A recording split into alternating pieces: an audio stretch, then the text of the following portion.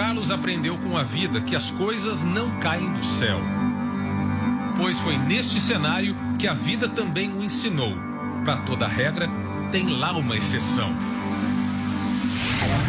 Foi uma semana antes do carnaval. A aeronave de 1,3 kg, que fazia estas imagens, estava prestes a cair.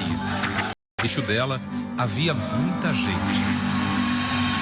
O seu Luiz Cláudio estava aqui no Sambódromo, numa arquibancada logo ali atrás, assistindo ao ensaio de samba, o Salgueiro. O ensaio acabou, o senhor estava descendo a arquibancada quando de repente o susto. Um drone como este aqui despencou na cabeça dele. Como é que foi, seu Luiz? Ele veio em altura baixa, ali atrás daquele prédio, entre prédio de bancada, no corredor. Quando ele parou, de repente, o povo olhou, todo mundo olhou para cima. É o drone. Caiu em cima de mim. As hélices estavam girando. As hélices estavam girando quando ele caiu. O senhor não se cortou? Não machucou não. Onde é que bateu? Bateu aqui assim, do lado, e caiu no chão. Daqui a pouco você vai ver o desfecho dessa história. As hélices de um drone quase deceparam o dedo de um cantor famoso em maio do ano passado. O espanhol Enrique Iglesias, filho do cantor Julio Iglesias, fazia um show em Tijuana, no México. Um aparelho pilotado por controle remoto se aproximou e o cantor resolveu brincar com o drone. Com a mão esquerda, ele segurou a câmera e a aproximou do rosto. Ao encostar a mão direita na aeronave, um grito de dor. Henrique olhou para a mão e correu para o fundo do palco. Ali mesmo, recebeu os primeiros socorros. Ele retomou o show com a camisa ensanguentada e a mão ainda sangrava muito. Dias depois, passou por uma cirurgia. Ileso e sem saber de quem era o drone, seu Luiz, o aposentado, deixou a Sapucaí. E o senhor levou o drone para casa? Veio para casa. Aguardei aqui até umas 2 horas da manhã, mas ninguém anunciou nada. Aí eu fui para casa e levei. O aparelho filmava a avenida em HD, a sigla em inglês para alta definição. Se foi achado, não foi roubado, pensou o vizinho de seu Luiz. O meu vizinho se interessou para mim levar para Copacabana, queria ver para mim. Eu falei, não, eu vou aguardar um pouco, uma semana aparecer. Se não aparecer, a gente até vende. Diz que a câmera era mais cara, é uma câmera importada, HD, filma tudo. Enquanto isso, a direção da escola de samba procurava o drone e oferecia até recompensa. Na internet, as imagens de acidentes envolvendo drones se multiplicam. Eles se jogam contra árvores, caem na água e se arrebentam no chão. Atento às imagens da câmera, o piloto do aparelho se esquece de olhar para o lado ou para trás. Aqueles que sobrevivem à queda vão parar na oficina. Assim, 90% dos equipamentos que chegam é por mau uso. Como a câmera é frontal, a pessoa está vendo a imagem da frente. Ele não está enxergando as laterais do equipamento nem para trás. Você faz um movimento de lado que você está filmando à frente, você não está vendo que tem uma árvore, um fio, um prédio, qualquer coisa assim. Aí é onde tem mais de 90% dos acidentes. Pedro, cliente da assistência técnica, deixou o drone bater contra uma casa. Ele e o aparelho saíram avariados.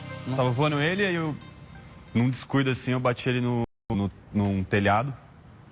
Aí ele saiu, ele bateu a hélice, ele perdeu a estabilidade e saiu loucão assim. Só, sei lá, ele caiu, ficou ligado e voando pra tudo quanto é lado. A gente teve que pegar ele do jeito que deu. Aí ele acabou até pegando aqui no meu braço. Drones podem custar a partir de R$200. Os brinquedos com câmera. Aparelhos que estão sujeitos à regulamentação de voo no Brasil variam de 3 a 50 mil. nem a associação que representa os operadores de drone sabe o número de aparelhos já vendidos, também chamados de multirotores. A expectativa é que tenha em torno de 100 mil pessoas no Brasil vivendo, né, e sendo remunerada através desses equipamentos, né, de alguma maneira trabalhando profissionalmente com os drones e com multirotores. E o uso dele para fins recreativos, a gente não tem ideia porque são muitos em todo o país. Da grande parte dos drones que voam hoje pelos céus brasileiros, a gente acredita que as pessoas não têm reais condições de operar esses equipamentos. Mas afinal, quem é que dá as regras desse mercado no Brasil? A resposta não é tão simples. Vamos entender a sopa de letrinhas que envolve essa questão. O controle remoto e o drone se comunicam por meio de uma frequência de rádio, sem fio. Bom, esse é um assunto da Anatel, a Agência Nacional de Telecomunicações, que emite um certificado garantindo que o drone não interfere em outros equipamentos, como telefones sem fio e roteadores de computador. Agora, o cadastro do piloto e a certificação do drone vão ser de responsabilidade de um segundo órgão regulador, a ANAC, a Agência Nacional de Aviação Civil. Mas espera aí, tem mais. Só se pode voar com a autorização de um terceiro órgão, o DSEA, Departamento de Controle do Espaço Aéreo, ligado à aeronáutica. Tantas siglas e tantas autorizações. Sabe o que acontece na prática hoje? As pessoas voam de forma ilegal. Hoje a gente vê dezenas, centenas de drones voando diariamente. Ou seja, são todos, vamos dizer, ilegais. Estão todos errados perante a legislação do DSEA. O DSEA, que controla o espaço aéreo, teme acidentes de grandes proporções e cita um estudo feito nos Estados Unidos. A Universidade de Virgínia fez um estudo que um drone de 3 quilos, caso adentre uma turbina de um Airbus 320, irá destruir essa turbina, ou seja, a aeronave irá perder o motor. Então ficará sem um dos motores, né? É um modelo de avião que se usa na ponte aérea Rio-São Paulo. Para a Força Aérea, o drone é tratado como um avião, como outro qualquer. É uma aeronave não tripulada, mas é sim uma aeronave, não é um brinquedo, né? Causa acidente, nos traz preocupação em termos de segurança da navegação aérea, dos usuários do espaço aéreo, das pessoas e patrimônios do solo. Mas na prática, ainda não saiu uma regulamentação específica para os drones. O que temos no Brasil são regras antigas aplicadas para os aeromodelos. São elas. Hoje, não se pode passar com o drone por cima de um grupo de pessoas, nem por cima de casas ou outras áreas habitadas. Os drones não podem voar acima de 120 metros de altura. Nunca se voa com um drone perto de um aeroporto. Só se pode usar o drone a lazer. O uso comercial ainda vai ser regulamentado. Por essas e outras, o que dizer do uso de um drone na Sapucaí, sem controle da altitude, com a passarela cheia de componentes e as arquibancadas assim? Vamos atrás de quem operava o equipamento. Tiago trabalha numa produtora de vídeos que presta serviços para a escola de samba, o Salgueiro. Ele e um colega foram chamados para filmar o último ensaio antes do desfile. A gente está tentando descobrir o que aconteceu. Porque, na verdade, no meio do caminho ele perdeu o contato com o controle remoto, ele passou a não responder mais o controle. A gente imaginava que ele fosse voltar para o ponto de origem e ele não voltou. A partir desse momento a gente foi andando pela avenida para ver até onde ele ia.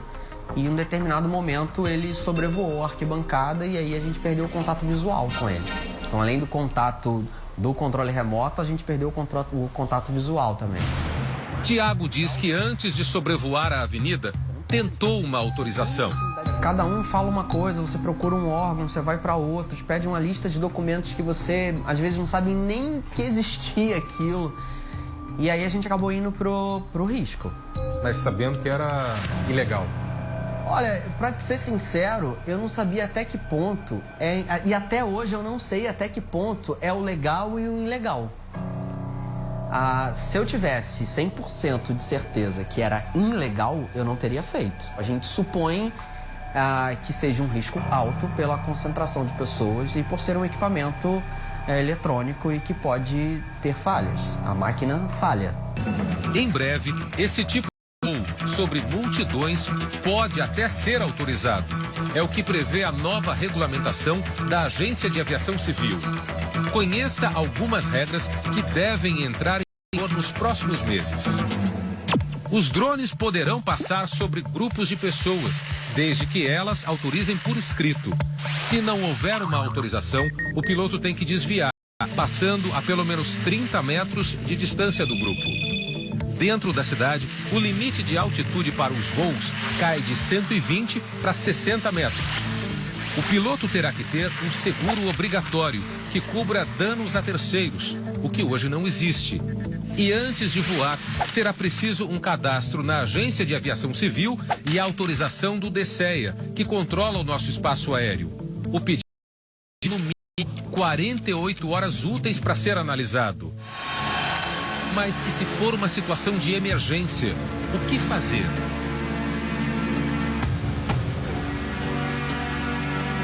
Hoje, a Agência de Aviação Civil autoriza voos de modo excepcional, enquanto a regra não vem. Primeiro exemplo, no combate ao Aedes aegypti. Drones já são usados dentro da lei para localizar focos do mosquito. Segundo, no salvamento de pessoas. Na praia de Copacabana, os bombeiros já contam drone que capta a imagem do banhista afogando. E as lança como ele se desloca bem mais rápido.